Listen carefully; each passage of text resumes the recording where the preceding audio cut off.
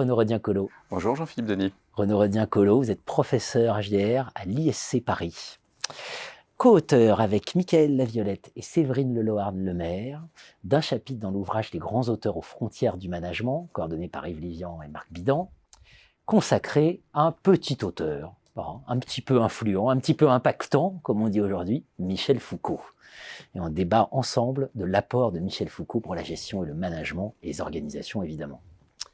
Avec vous, on va parler de la dernière période de Michel Foucault, la période du souci de soi. C'est la période de l'histoire de la sexualité et du souci de soi qui marque une vraie rupture dans l'œuvre de Foucault. Vous nous dites finalement c'est le gouvernement de soi et des autres. Oui, tout à fait. Alors, le souci de soi arrive donc en fin d'œuvre de Foucault. Il est présent dans la littérature en gestion. Il apparaît plutôt dans la littérature américaine que dans la littérature francophone, je dois reconnaître.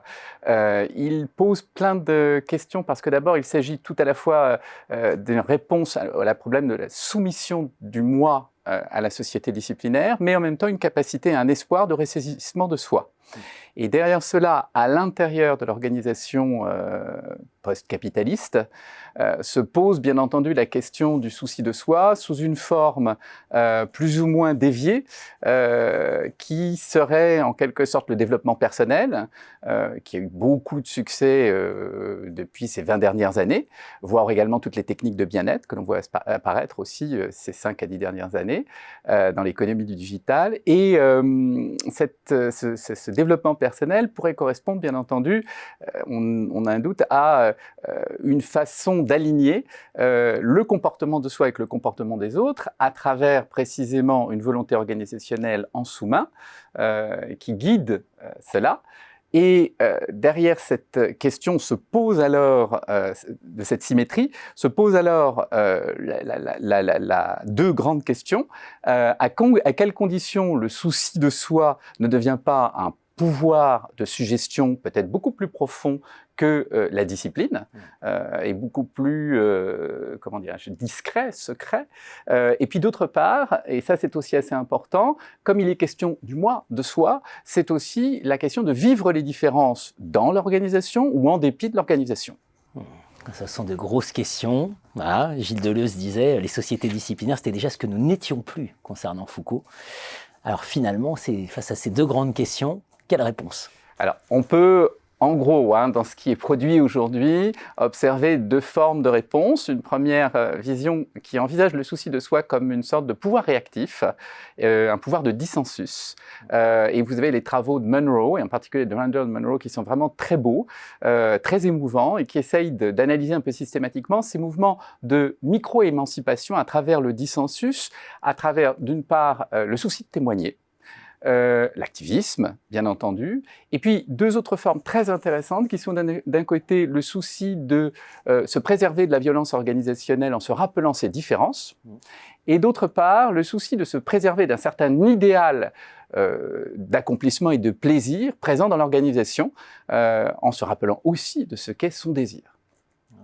Et bien entendu, la seconde réponse qui arrive en cela, puisque cette première réponse est assez optimiste, c'est quand même que le souci de soi dans la culture organisationnelle, c'est une perversion. Une perversion fort intéressante d'ailleurs, puisqu'elle peut concerner d'ailleurs aussi bien les salariés, les sous-traitants, les consommateurs, tout le monde est pris dans ce mouvement. Et plus récemment, toute la théorie autour de l'entrepreneuriat, en particulier l'entrepreneurialisme, développe toute une réflexion tout à la fois positive, mais en même temps très critique, qui essaye de réfléchir à cette logique, vous savez, tout à la fois dans le lean management, dans le lean startup, d'avoir des versions toujours plus avancées de soi, une production infinie de sa subjectivité, plutôt que de réfléchir vraiment à la capacité de vivre ensemble avec des différences irréductibles. Bien sûr, une forme d'injonction aussi à devenir entrepreneur, devenir créateur de sa vie, etc. etc. Et toujours plus performant dans la nouvelle version que l'on donne de soi. Bien sûr, augmenter. Exact. Finalement, les perspectives couvrent ces diverses réponses. Alors, Ce qui m'a beaucoup interpellé dans les réponses, c'est dans les Foucault Studies et donc dans l'école américaine, une mise en avant du queering. Le queering, c'est ce mouvement qui, à l'origine, s'est positionné contre le mouvement homosexuel pur, au sens de cette capacité de catégorisation polarisante, hommes, femmes, homosexuels, hétérosexuels, en disant en fait que globalement, ce qui importe avant tout, c'est de promouvoir une sorte d'écologie des différences dans lesquelles on peut, sans mettre en compétition des identités, arriver à les faire vivre ou coexister ensemble et surtout travailler, coopérer, innover ensemble. Ça, c'est le premier point. Mais plus concrètement, et c'est ce que dit McWhorter, c'est qu'il s'agit avant tout de retourner à peut-être la notion du souci de soi tel que Foucault l'entendait, c'est-à-dire examiner l'usage que l'on a de son discours pour éviter tout excès de présentation de soi à travers une optique performante. Ou trop compétitive, et précisément pour construire ce qu'elle appelle une réflexivité apaisée. Et dans la logique de, par exemple, ce qui serait l'entrepreneurialisme, qui est de faire précisément de l'entrepreneur un praticien réflexif, ce serait un praticien réflexif qui est une réflexivité apaisée.